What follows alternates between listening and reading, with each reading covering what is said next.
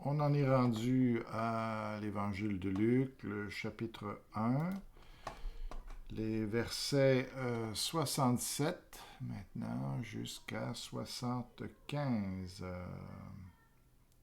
Voilà. Alors on va y aller avec ça. Zacharie, le père du petit enfant, fut rempli du Saint-Esprit. Alors, dans la parole de Dieu, on voit plusieurs personnes comme ça, ou plusieurs hommes ou femmes, qui est mentionné, qui sont remplis du Saint-Esprit. Donc, dans l'Ancien Testament, c'est un peu différent du Nouveau Testament. Dans l'Ancien Testament, c'est surtout pour des dons spéciaux pour un ministère. Ça ne comprend pas le changement de caractère, le changement de cœur.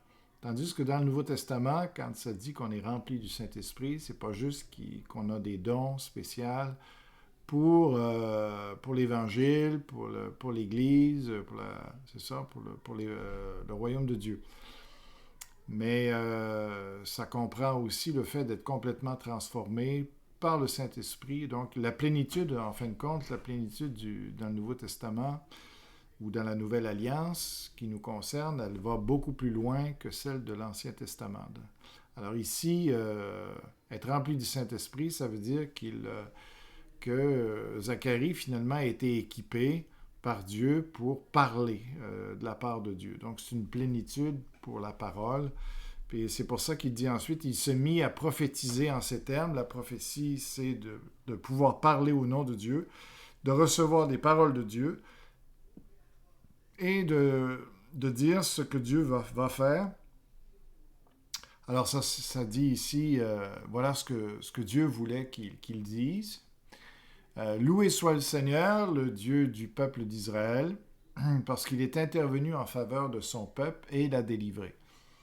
Alors, on peut en être étonné parce que les Juifs, finalement, ont refusé Jésus. Ils l'ont crucifié. Alors, on peut se demander comment on peut dire qu'ils sont délivrés alors qu'ils n'ont même pas reconnu Jésus comme leur sauveur. Alors, bien parce que, justement, le fait que Jésus soit mort sur la croix, c'était essentiel pour que le royaume de Dieu puisse finalement se faire physiquement dans ce monde. Et donc, même si en apparence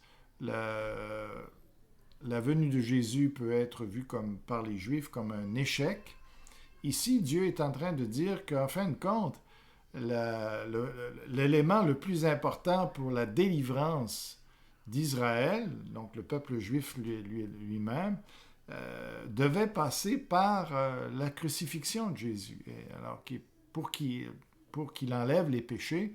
Donc c'était, alors, oui, la délivrance commençait par ça, et elle va se terminer par une délivrance physique, vraiment du peuple juif, qui va venir au retour de Jésus. Mais il y a déjà, Jésus a déjà posé les bases de cette délivrance future en assurant le pardon des péchés de la nation d'Israël, et pas seulement de la nation d'Israël, mais de tous les peuples. Alors oui, mais ceux qui appartiennent à Jésus, maintenant, donc eux ont déjà commencé à expérimenter dans leur vie personnelle une délivrance. Délivrance du péché, délivrance par rapport au diable. Alors, pour nous, pour ceux qui ont accepté Jésus comme sauveur, il y a une délivrance qui est beaucoup plus réelle, en tout cas déjà, que pour le peuple d'Israël, parce que le peuple d'Israël, pour l'instant, dans son ensemble, ne croit pas en Jésus et ne participe pas à cette délivrance-là. Alors, il a fait apparaître un puissant sauveur.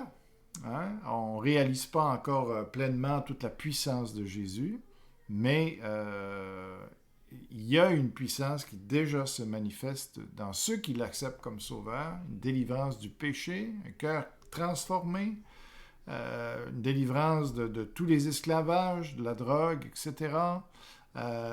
Et puis, donc, il y a vraiment toute une puissance qui agit dans ceux qui acceptent Jésus comme sauveur.